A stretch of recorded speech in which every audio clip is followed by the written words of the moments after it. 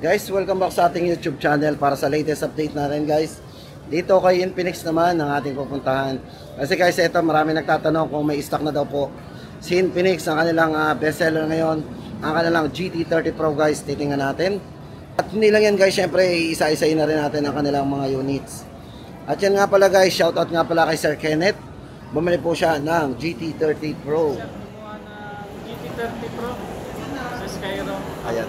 Approve lang sa regulate. Auto-approve sa Ayun, kasi Sir ay good payer. Sir, pakita nyo nga yung inyong nakuha. Ito sir, ang nakuha ni Sir, GT30 Pro, ang kinuha niya. Naka 16256 sir, no? Ayan. So ayan guys, sa mga gusto mag-avail ng financing ko, available. Mapa-installment cash, pwede yun dito sa store, Infinix Kiosk, SM City Lipan. Okay. Shoutout nga pala sa mga HB Toda dyan. HB Toda. SHB Toda. SHB. Guys, okay. Ang nandito, nakaubusan na ng Smart 9. Available na lang po nila dito yung Hot 50i at yung Hot 50 series. So ayan guys, umpisa na natin ang ating latest update dito kay Infinix. Ito guys, para sa ating unang update, ito unahin natin ang kanilang Note 50 Pro at yung kanilang Note 50 Pro Plus 5G. Kasi ito hawak natin ang kanilang Note 50 Pro. Ito po may dalawang variant sa kanilang Note 50 Pro. Isang 16GB RAM 256 at ang isa po nito ay 24GB RAM 256GB. So guys, kung naghahanap lang din tayo ng mga mid-range na very affordable tapos medyo may mataas na specification, tamang-tama po nating may recommend sa inyo ang kanilang Note 50 Pro.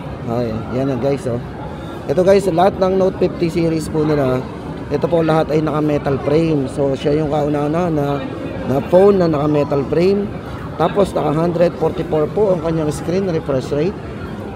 Ayan, at syempre guys ay gumagana rin sa wireless charging. So ayan ang maganda sa kanya. Yan, para po sa presyo guys nito, yan yung kanya nga palang wattage pagdating po sa charging. Ito po ay naka 90 watts at 30 watts naman po sa wireless. Then pagdating sa kanyang main camera, ito ay merong 50 megapixel po with optical image stabilization din pagdating po sa kanyang camera. So kung mahilig tayo sa video, ilagay lang po natin yan sa 1080 60 fps. Available po ang kanyang 60 fps dito sa kanyang sa video. Lahat ng Note series meron po siyang smooth video. May dual view video din. Sa mga nagtatanong po, meron na rin itong dual view video.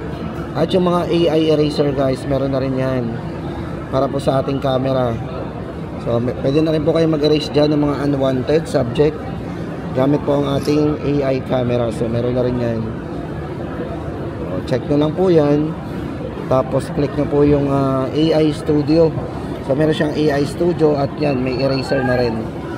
So click nyo lang eraser, may erase na po natin yan. Magbibilog lang po tayo dyan. Magsa-circle po tayo. Ayan. So may erase niya po yung mga inano natin, nilagyan ng circle.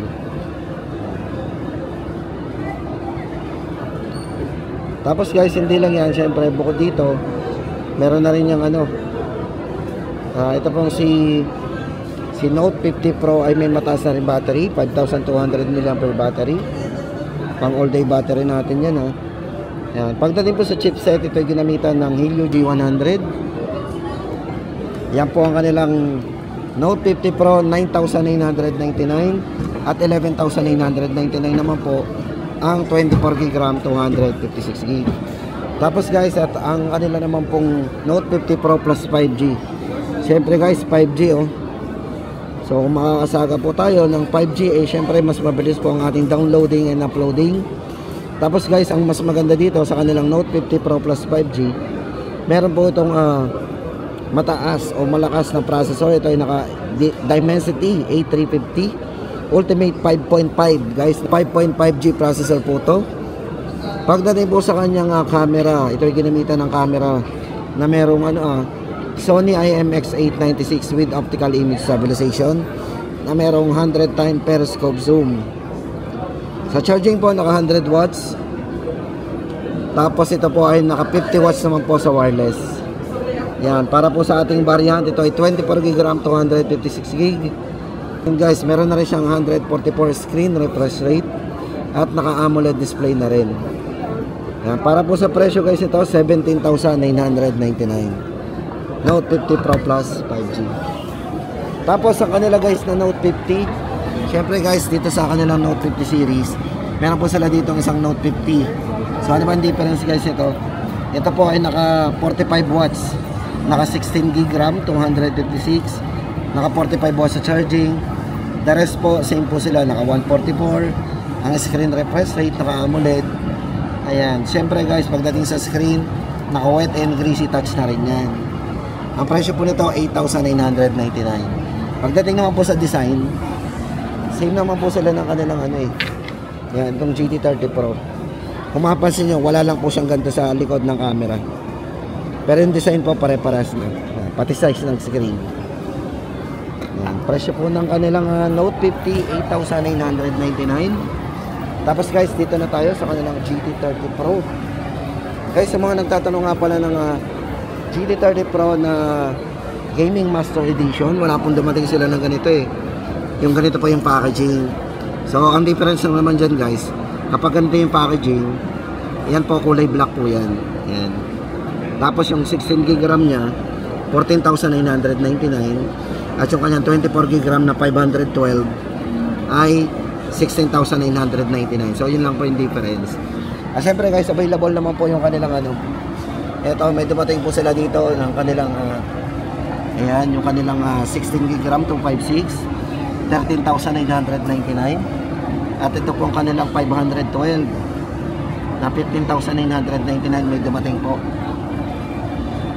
Kasama po yung kanilang gaming kit. Diba yung kanilang GT Pro gaming kit. Tapos guys, ito pag-usapan na natin. Ito ang bago sa kanilang gaming kit. Ito po ay mag-charge na rin. So once na nakasaksak po to at talagay natin, magcha-charge na rin po yung ating yung ating GT30 Pro. Magcha-charge na po yan, naka-wireless. Habang ginagamit natin yung kanyang cooling fan. At ito na nga guys ang ating GT30 Pro. Ayan, may ilaw po yung sa likod. Yan. Ito po yung kanilang ash gray, yung gray. Tapos meron po isang kulay ito na kulay white. So maganda rin po guys ang kulay white nito. Napakaangas din ang dating. Ayan. Ito guys, pagdating sa kanyang specification, itong si GT30 Pro, ito po yung merong all day na naka 120 yung kanyang frame rate o yung FPS pixel per second system nya. Ito po ay naka 120. So yun, ginamitan po ito ng MediaTek Dimensity 8350, yung kanyang ultimate gaming chipset. Pagdating sa refresh rate, ito po ay naka 144 Hz na AMOLED display at naka 1.5K po ang resolution nito ng kanyang gaming display. At syempre guys, ang bago sa kanya, ito po ay meron siyang gaming trigger, GT trigger. Ito guys, naka gaming trigger para sa mga hilig maglaro dyan. Ito na, nandito na po, pindutan natin. Ayan, MPL official tournament po ito, phone. So ito yung official so yan, sa mga naghahanap po ng gaming phone na budget at may malakas, kompleto na guys. Hindi lang yan pagdating nga pa sa camera, hindi natin pwedeng baliwalay ng camera po ng GT30 Pro. Kasi guys, ito ay merong 108 megapixel na camera. Pagdating sa video ay very smooth. Ginamitan po ito ng 4K resolution.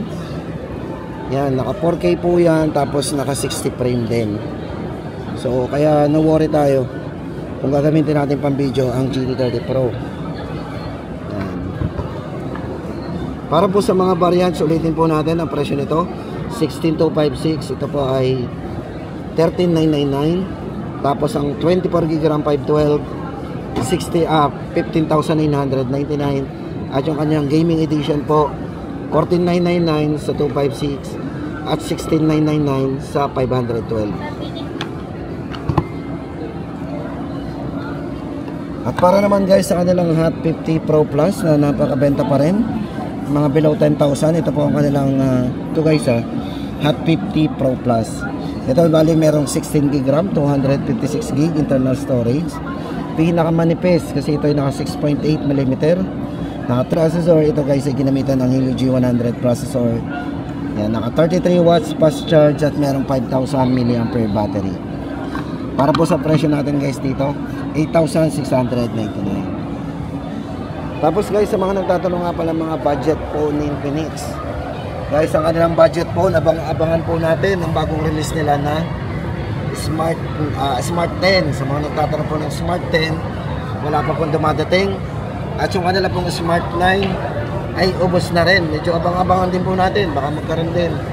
Para po sa kanilang Smart 9, ang price po ng Smart 9 nila ay, so guys, 3,299 na lang.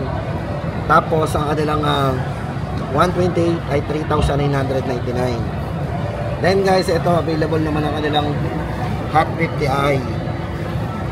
Para po sa Hot 50i guys, ito may tatlong variants. Ang 4GB 128 ito ay 4,999.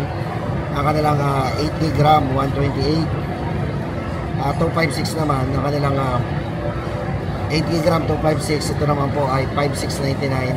At ito po 16GB RAM 256GB ay 6,299. At ang kanila pong Hot 50 guys, ito for Hot 50, naka 16GB RAM 256. Pagdating sa processor, ito po ay naka G100. Ayan, naka 120Hz na rin po yung kanyang screen refresh rate. Para po sa presyo nito guys, 7,199. At ang kanila pong GT20 Pro 5G. Ito guys, oh. Ito po, naka-sale na ngayon. Dating 15,999. Ngayon po ay 14,999. Ito po ay merong 24GB RAM, 256GB. At syempre guys, pagdating sa processor, naka-Dimensity 8200 at naka-Ultimate po yan. 4nm for 5G processor. At syempre guys, ito naka-120fps yan pagdating sa gaming. Ang kanyang screen refresh rate is 144 na rin. Naka full high definition at AMOLED display na rin. Para po sa presyo guys, ulitin natin, discounted na 14,999 na lang yan.